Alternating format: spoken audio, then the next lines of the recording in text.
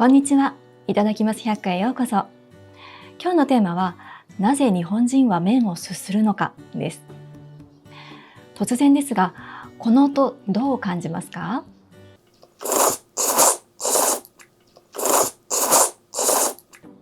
日本では当たり前に聞こえますが、海外ではマナー違反とされることもあります。しかし、この食べ方には実はちゃんと理由があるんです。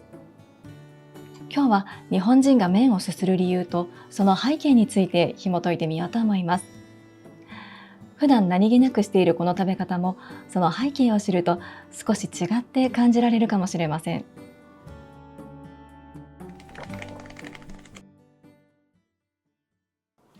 結論からお伝えすると、麺をすする理由は大きく2つあります。一つは熱さ、もう一つは香りです。それでは順番に見ていきましょう。日本人が麺をすする一つ目の理由は、温かい麺を冷ますためです。日本ではうどんやラーメン、そばなど温かい麺料理を出来たてで楽しむ文化があります。もちろん冷たい麺もありますが、今回はまず温かい麺を例に説明しますね。熱いものを食べるとき、多くの人はふーっと息を吹いて冷ましてから食べますよね。これに加えて麺をすすることで、口に運ぶ途中で自然に空気が混ざり、麺の温度を程よく下げることができるんです。つまり日本人は麺を冷ましてから食べるのではなく、食べながら冷ましているんですね。日本人が麺をすする2つ目の理由は、香りを楽しむためです。麺をすすって食べると、麺と一緒に空気が口の中に入り、香りをより感じやすくなります。例えば、そばは香りを楽しむ食べ物だと言われていますが、そばの香りだけでなく、鰹節や昆布が使われた出汁の香りも魅力の一つです。麺をすすって食べたとき、出汁の香りが鼻に抜けると、味わいがさらに広がります。日本の料理は出汁の文化でもあります。目に見えない香りや風味も大切にし、味わうんです。そしてこの香りは冷たいそばをすすった時にも楽しむことができます。香りは空気と一緒に感じるもの。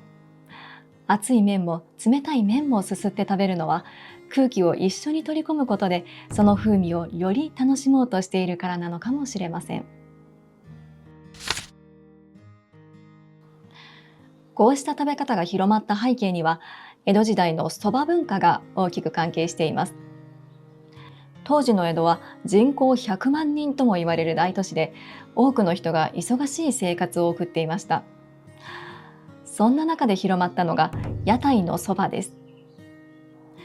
屋台のそばは今でいう立ち食いそばのようなもの。当時、そばは屋台だけでなくお店の中でも食べられていましたが、中でも屋台のそばはその場で立ったままさっと食べられる手軽さが特徴でした。立ち食いなら食事を短時間で済ますことができます。先ほど麺をすするのは効率的に麺を冷ますためだとお話ししましたが、短時間で食事を済ませたいと願う江戸の人々の暮らしの中で、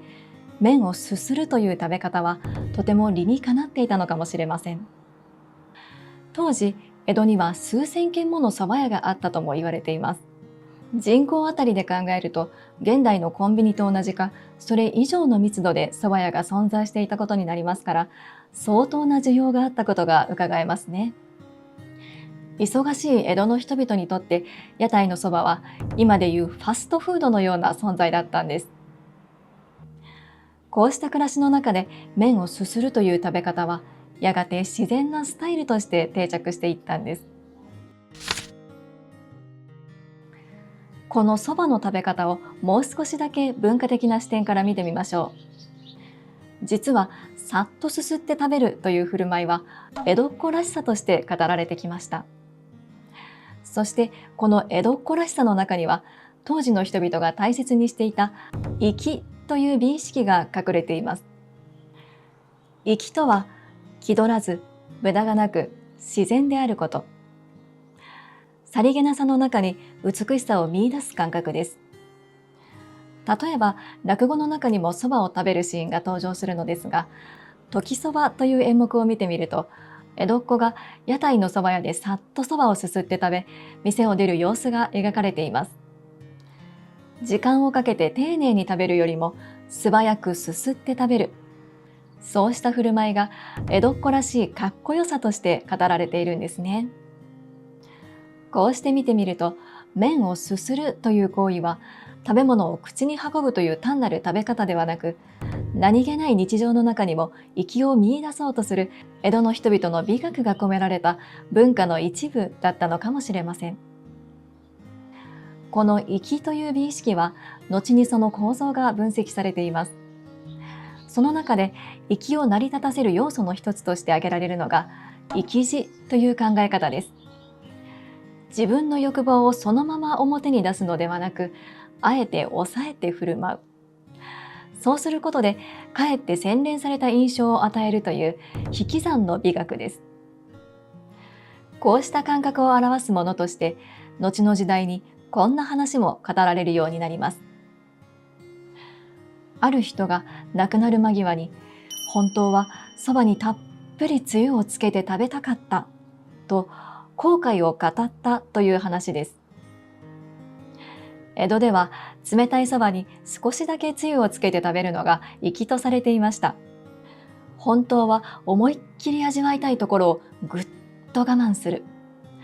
そうした感覚の中にも粋の一面を見ることができるのかもしれません。面白いことに、このつゆに麺を少しつけて食べるという食べ方は、今でも冷たいそばを食べる時の一般的なスタイルになっています。江戸の美意識が現代にも受け継がれているのかもしれませんね。では、音という視点から考えてみましょう。日本では食事中のすべての音が許されているわけではありません。例えば、麺をすする音は受け入れられても、食べ物をくちゃくちゃ噛む音は不快に感じる人が多いですよね。同じ音でも許されるものとそうでないものがあります。つまり日本では音そのものではなく、どんな音なのか、どんな場面なのかに重点が置かれているんです。